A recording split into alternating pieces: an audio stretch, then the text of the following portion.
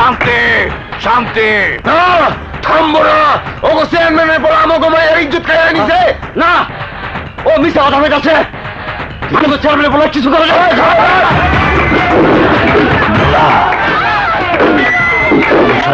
কোথাও দেখতেছি না। ওই কেন? হ্যাঁ বাবজা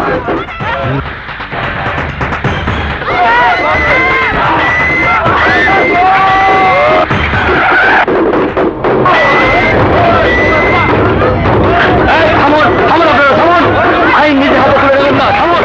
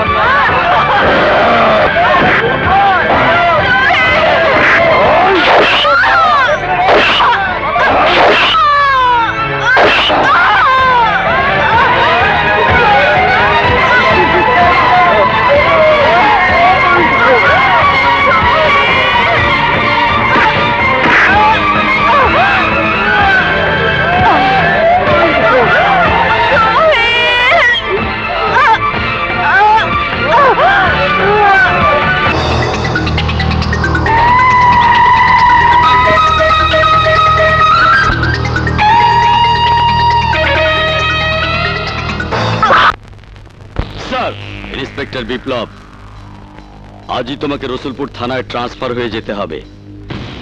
সেখানে জনতার দাঙ্গা থামাতে গিয়ে আমাদের একজন তরুণ অফিসারকে প্রাণ হারাতে হয়েছে। জনতাকে শান্ত করতে না পারলে কত লোক যে মারা যাবে আমি তা ভাবতেও পারছি না। তাই এই মুহূর্তে সেখানে তোমার মতো একজন সৎ সাহসী অফিসারের প্রয়োজন। স্যার। হ্যাঁ বিপ্লব, আমি সিদ্ধান্ত নিয়েছি তোমাকে রসুলপুর যেতে হবে। স্যার, রসুলপুর মাটির সাথে আমার আত্মার সম্পর্ক। যেখানে আমার অস্তিত্ব বেশি আছে সেখানে তো আমার এমনিতে যেতে হবে, কিন্তু আজ আমি দায়িত্ব নিয়ে রসুলপুর যেতে পারছি, এটা তো আমার সৌভাগ্য। আপনি আমাকে দোয়া করবেন স্যার, আমি যেন আমার দায়িত্ব সঠিকভাবে পালন করতে পারি। Okay, best of lakh.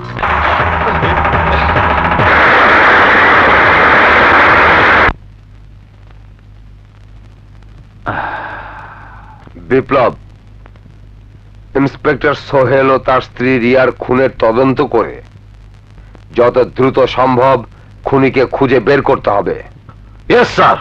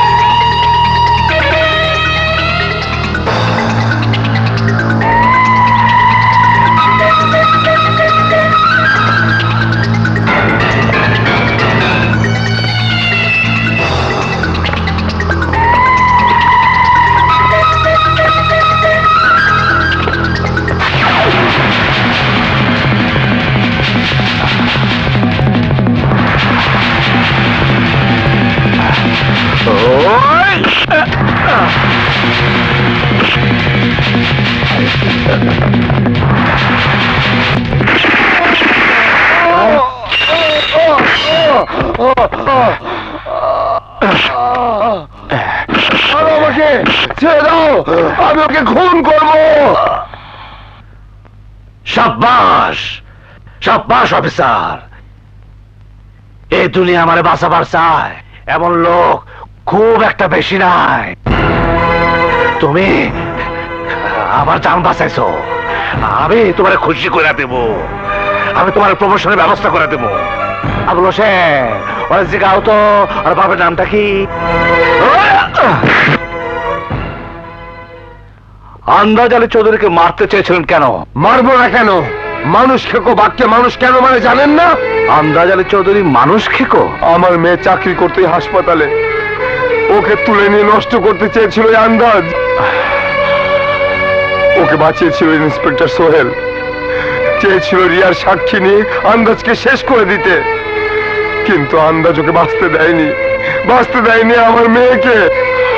বাবা হয়ে আমি আমার মেয়ের হত্যার প্রতিশোধ নিতে পারছি না। আমাকে আপনি মেরে ফেলুন অফিসার, আমাকে আপনি মেরে ফেলুন।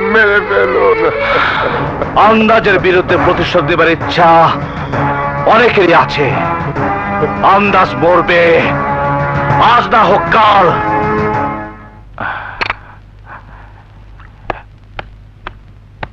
কে? হারামি, এক হারামি পুলিশ অফিসার। Hello junior. হ্যাঁ হ্যাঁ,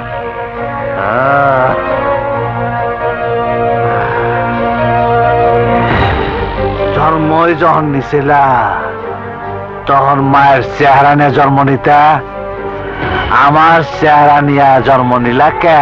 মায়ের চেহারা নিয়ে জন্ম নিলে এ এলাকার মানুষ আমাকে দেখেই মায়ের কথা মনে করত, তার কলঙ্কের কথা মনে করত। তাই মহান আল্লাহ আমাকে তার চেহারা দেননি, দিয়েছে তোমার মতো চেহারা, যাতে মানুষ আমাকে দেখেই তোমার কথা মনে করে, তোমার পাপের কথা মনে করে। চেহারা আমার মতো হইল, কত তো দেখি ঠিক মায়ের মতোই ক যত খুশি মায়ের মতো কথা ক। আজ তরে কিছুই কমু না, আজ তরে আমি কিছুই কমু না, কারণ আজ তুই না থাকলে এতক্ষণে আমি ওই পারে চলে যাইতাম। ভুল ধারণা তোমার। তোমাকে বাঁচানোর জন্য ওই লোকটার উপর আমি গুলি চালাইনি, আমি গুলি চালিয়েছি স্রেফ নিজের জন্য। যাকে আমি নিজের হাতে মারতে চাই তাকে অন্যের হাতে মরতে দিতে পারি না। এইটা তোর কথার কথা। তুই নিজের বুকে হাত রেখে কত আমার তুই মারতে পারবি? নিজের বাপরে হত্যা করতে? যে সন্তান নিজের মাকে মেরে পৃথিবীতে জন্ম নিয়েছে, যে সন্তান যাকে বাপ বলে কোনোদিন ডাকেনি, তাকে মারতে হাত কাঁপবে কেন?